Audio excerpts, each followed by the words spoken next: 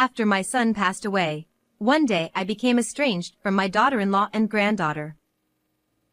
I couldn't believe my eyes. On a snowy winter evening, my granddaughter was trembling alone in the yard. In a panic, I rushed her into the bath. The bath isn't warm. My husband and I were furious at what had happened. My name is Sophia. I am a 65-year-old housewife who feels the effects of aging. My 67-year-old husband has thinning hair and has taken up scalp care as a hobby since retiring. I'm not sure if I can call it a hobby, but he seems to be enjoying it, so I leave him be. We had one son, Benjamin. Raising him was tough, and we felt a great loneliness when our well-raised son left the nest. He got married at 28 and was living happily with his children when he tragically passed away in an accident at 35. It was a sudden and shocking departure. At the funeral, our spirits were lifted by our young granddaughter, Emma. Grandma, are you okay? Though only 5 years old, she seemed to vaguely understand her father's absence, her eyes swollen with tears. I held her tightly and resolved to protect this child, the last memento of my son, no matter what. My daughter-in-law, Isabella, remained composed. She might have been crying behind the scenes, but I never knew. I just couldn't get along with her. Even when she visited our home with her family, there was hardly any conversation. She'd just fiddle with her phone alone. Her habit of ignoring us made me uneasy at times. But I figured it was the sign of the times and resigned myself to it. I didn't want to strain the relationship between us and our son's family by saying too much. I couldn't recall having a decent conversation with her. But life alone would surely be tough for her from now on. After the funeral, I said to her, "If you ever need help, just let us know." Isabella, 32, had lost her parents early and had no siblings. It must have been tough not having her parents home to rely on. I worried that she would avoid contact with us after my son's passing. But with a granddaughter in the picture, we couldn't just turn a blind eye. No matter who she was the woman my son loved and married. It was only natural for me to want to help. But Isabella responded coldly. "I'm fine. I don't need your help. I can manage on my own." "But what about Emma?" "Emma will be fine. Are you suggesting I'm after my husband's inheritance?" "No, of course not. My son's inheritance is crucial for your livelihood." "Then stay out of it." This lack of friendliness left me feeling deeply regretful about my concerns. My son's house is a 10-minute bus ride from ours. Not too far, but not exactly close either. Both my husband and I are unemployed and have time on our hands, so we'd gladly help with household chores or childcare if needed. But, fearing it would be a nuisance to intrude without being asked, we didn't visit for 6 months after our son's passing. When I finally mustered the courage to contact her, she reluctantly answered the phone. "Isabella, it's been a while. How have you been?" "I'm busy with work and childcare." Her sudden stern tone nearly discouraged me. But I gathered my courage and asked what I wanted to know. "Is Emma doing well? If it's too much, I can take care of her occasionally." "Then take her next weekend." Really?" I was taken aback by her request and then abruptly hung up. I guess she only wants to talk about business. Oh well, I'm looking forward to seeing my granddaughter after so long. I'll eagerly await the weekend. And on the weekend, Emma came with Isabella. "Welcome, both of you." It's been a while. Come on in. Oh, I have work now. So I'll leave. I'll pick up Emma tonight. With just those words, she left. Working on a Sunday must be tough. Emma chimed in. It's not work. With a downcast expression, I asked what was wrong. Mom isn't working. She's always out having fun. What? Always? I thought she had a job. Mom seems to work part-time while Emma's at kindergarten, but most of the time, she's just playing. The other day, she smelled like alcohol when she came to pick me up from kindergarten. What? Working at night with alcohol might be one thing, but kindergarten pickup is in the evening. So, drinking during the day doesn't seem like work. When we got home, there were empty alcohol cans everywhere. What? Drinking during the day? Maybe she's still grappling with the shock of losing her son. I felt regret for not supporting her more. But before I could dwell on it, Emma said, There was a strange man, but he left when he saw Emma. What? Does that mean Isabella was drinking with some man at home? It's been 6 months since my son passed away. Well, if she's quick to move on, it's not surprising if she's found a new lover. She's still young, after all. As long as she doesn't upset my granddaughter, I guess anything goes. But clearly, my granddaughter looks unhappy. Because of that man, Mom. No, Mom never did anything from the start. She never did any housework, even when Dad was alive. What? I was surprised to hear this for the first time. I'd never heard anything like that from my son. Mom, you never did anything? Yeah. Dad always did the cleaning, laundry, and everything when Dad came home from work. He'd buy or make dinner for us. What? Was that so? Perhaps my son's marriage was already falling apart. Was my granddaughter the only thing keeping them together?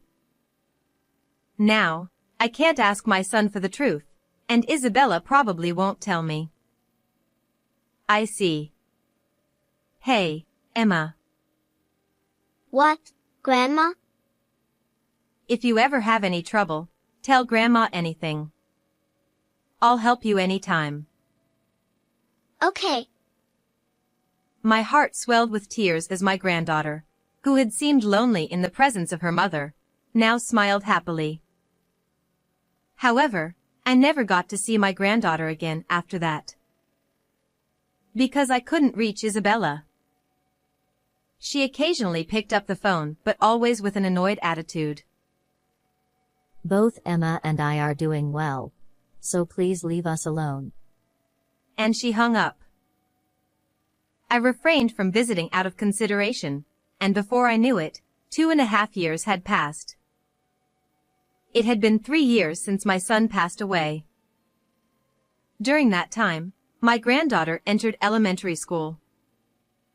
I sent her a congratulatory gift, and in return, I received a photo from her entrance ceremony. In the photo, my granddaughter wore a backpack, smiling shyly. I was glad she looked well, but something about it bothered me.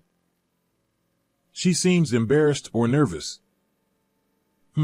She looks complex. Certainly. Starting school must bring a mix of expectations and anxieties, so it's natural to look complex. But it seems a bit different. Unable to pinpoint the source of discomfort, 3 years have passed since my son's passing. Becoming increasingly worried, I finally reached Isabella on the phone. Can I meet Emma? I told you. I'm busy. We'll come to pick her up for the weekend, even just for a sleepover. Emma is already 8 years old. She doesn't need that. Can you please stop contacting us? It's annoying. She hung up again with her usual cold response. My anxiety grew even larger. Is my granddaughter okay? Is she having a good time? With her attitude, I can't imagine a happy situation. Hey, would you like to go meet them once? Even if it inconveniences her, I'll leave right away if I see her looking well.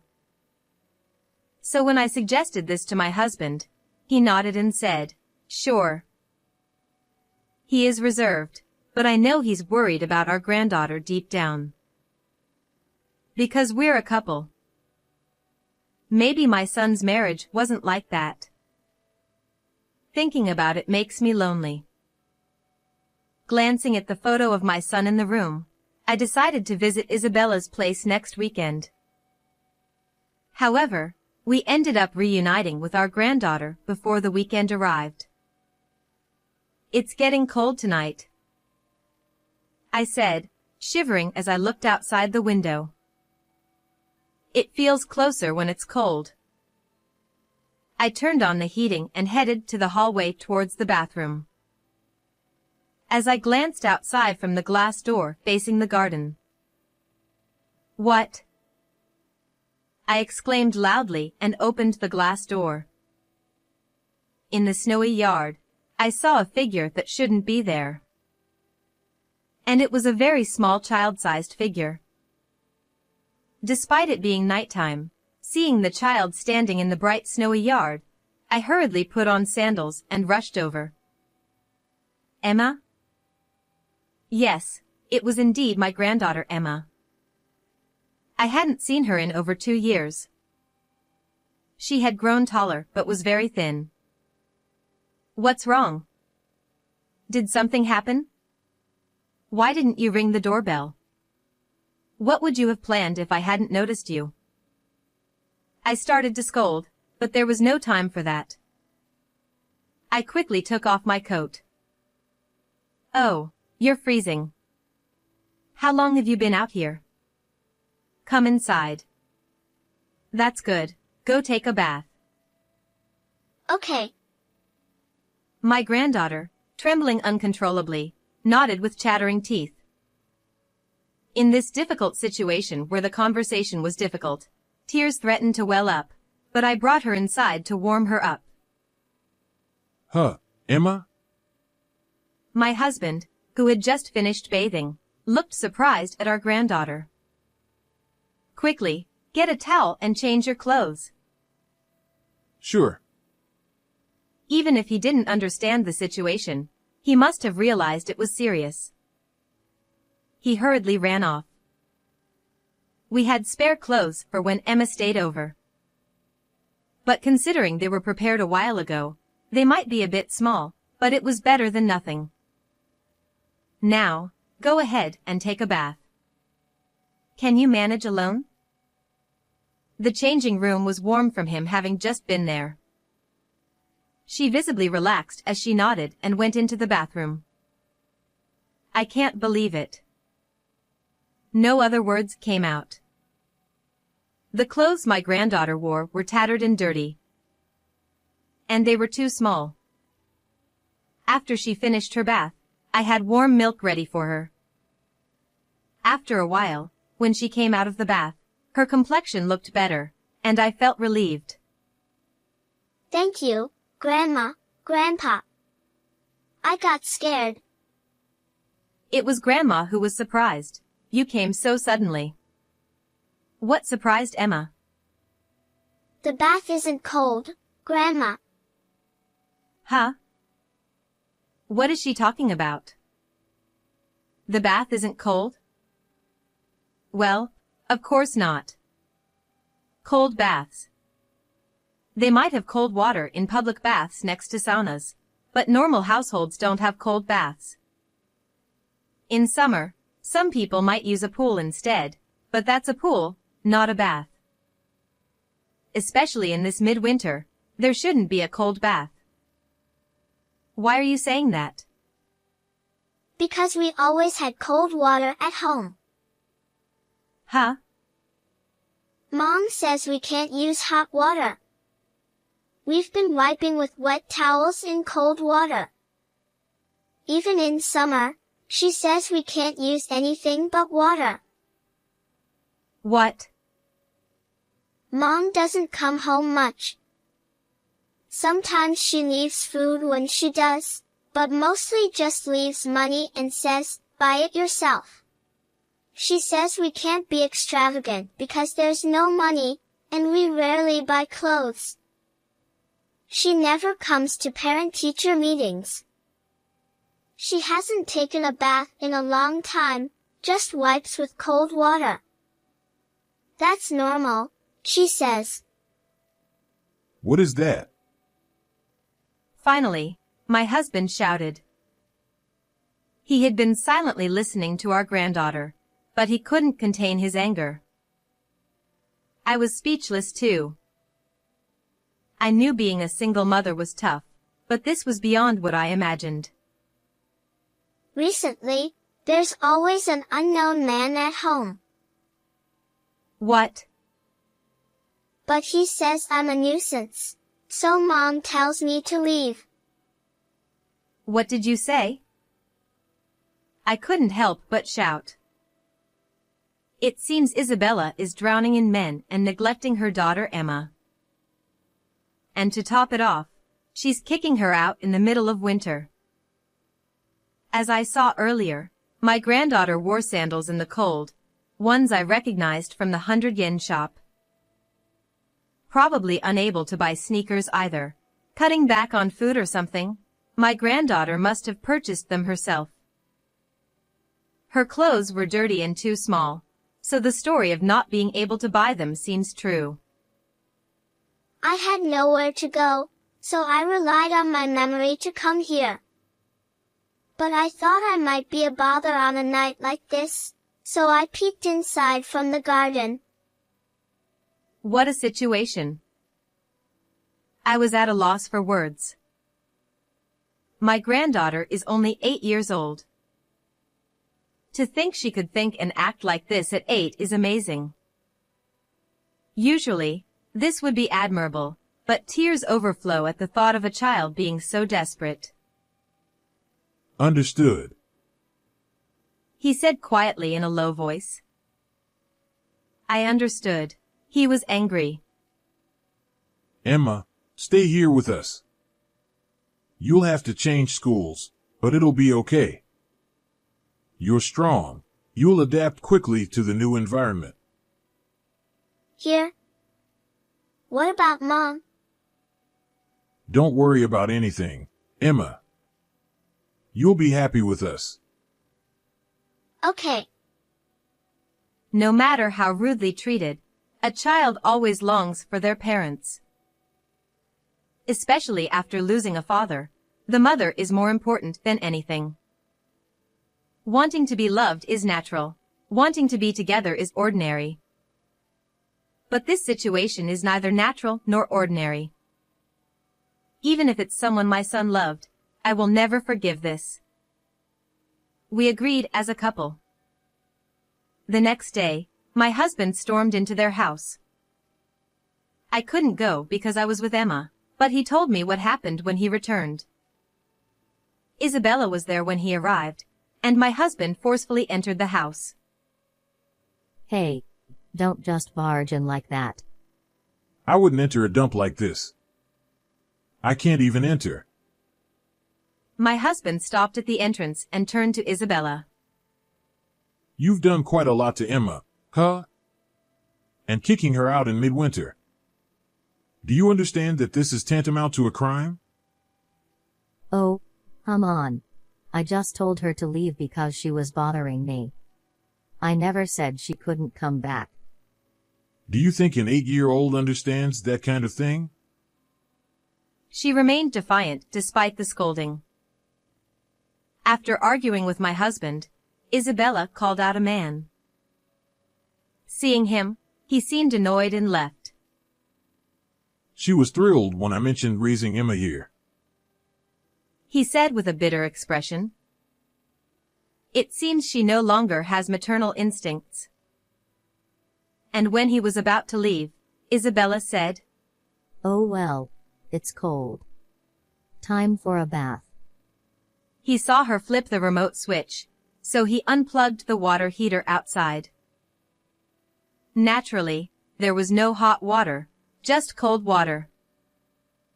My husband, who had been observing from outside for a while, returned after hearing Isabella scream, and hearing that. It's so cold. So, we got Isabella's permission. We'll proceed with various procedures through the lawyer we're relying on. That sounds good. I nodded and looked at my granddaughter. Seeing her looking anxious, I patted her head to reassure her. Suddenly, my granddaughter burst into tears. What's wrong? Even so, is she crying because she wants to be by her mother's side after all? I hurriedly asked, and she replied, Getting my head patted is the first time since Dad left. I'm happy. Those words tightened my chest again. Do you still like Dad? To my question, my granddaughter nodded tearfully. I want to see him. What about Mom? There was no immediate response to that question. But after a while, she said, I don't like her. Ever since Dad left, Mom has hardly been at home. I often wonder if she's my mom. She never patted my head or hugged me. She's so different from my friends' moms. But when Dad was here, he hugged me a lot, so I was okay. But now. Unable to bear it, I hugged her tightly. I miss Dad. Yeah, I know. Grandma misses him too. I continued to hold on to my granddaughter, who longed for her father, and cried. After that, the three of us started our life together. Despite the initial confusion from changing schools, she gradually settled down, and within a month, she became completely lively again. Her complexion improved, and she started to gain a little weight. She's still thin, but I think as long as we take it slow, she'll regain her health. Before we knew it, 3 months had passed living together. One day during dinner, we heard the doorbell ringing. Since it's an old house, there's no intercom. I headed towards the door thinking, who could it be? Then I heard a voice shouting, Help! I was surprised. Could someone have been attacked and run here for help? But there was something familiar about that voice. Could it be Isabella? Yes. Hurry. Open up. Sure enough, when I opened the door, there stood Isabella with a pale face. What's wrong? I need help. I have no money. Huh? What's going on? My husband also came out. I'm getting remarried. I see. So why the cry for help? But he has debts. And I can't marry him unless I pay them. Oh. I see, it's about that. I've already given up all my late husband's inheritance and all my savings. But it's still not enough. So please lend me some money. Because of the procedures you handled, I'm not getting child benefits anymore. Please help. It's impossible. We're also living off pensions. You can't wish for your granddaughter's happiness but not for your son's wife's happiness? That's something a mother who truly loves her daughter would say. Not someone sacrificing her daughter for her selfish desires. His words made Isabella glare at him angrily. Ignoring her gaze, He took out a large envelope. I conducted a little investigation. Huh. An investigation? Yes. I investigated the man for Isabella's sake. What? She was surprised. And so was I. Well, I found out a few things. Saying that he showed her the investigation results. What is this? Well, it seems like a kind of marriage scam.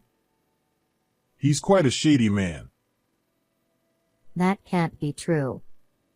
I'm not familiar with the underworld, but peering at the documents from the side, I could sense something was off.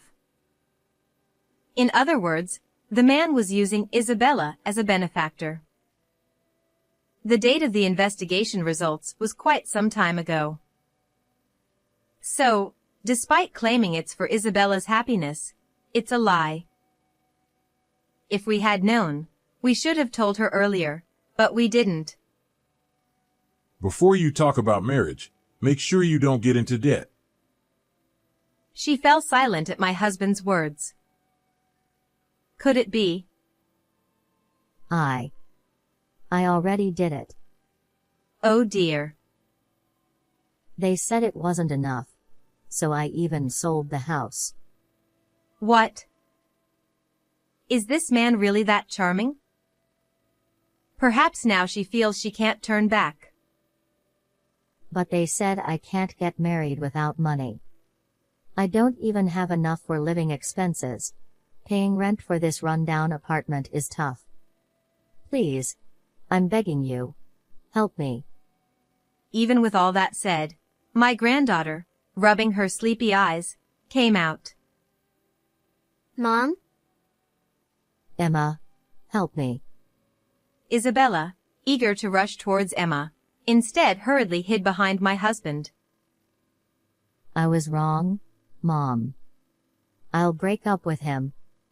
Let's live together from now on. Then you'll get child benefits, won't you? Yes, yes. And I'll use that to find a new man again. Oh.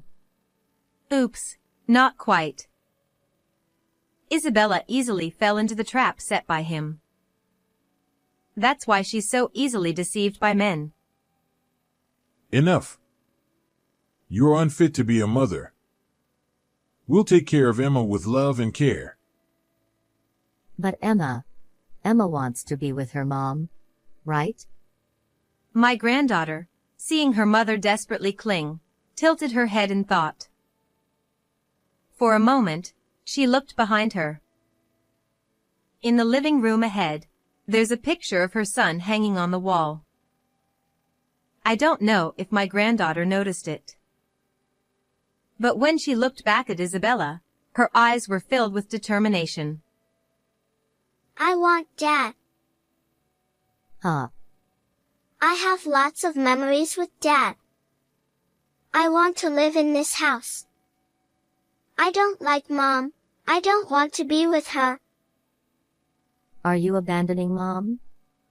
I don't understand that. I'm sleepy. I'm going to bed. Emma. Bye, Mom. With a yawn, my granddaughter returned to her room without looking back. Isabella stood there dumbfounded, her head hanging low.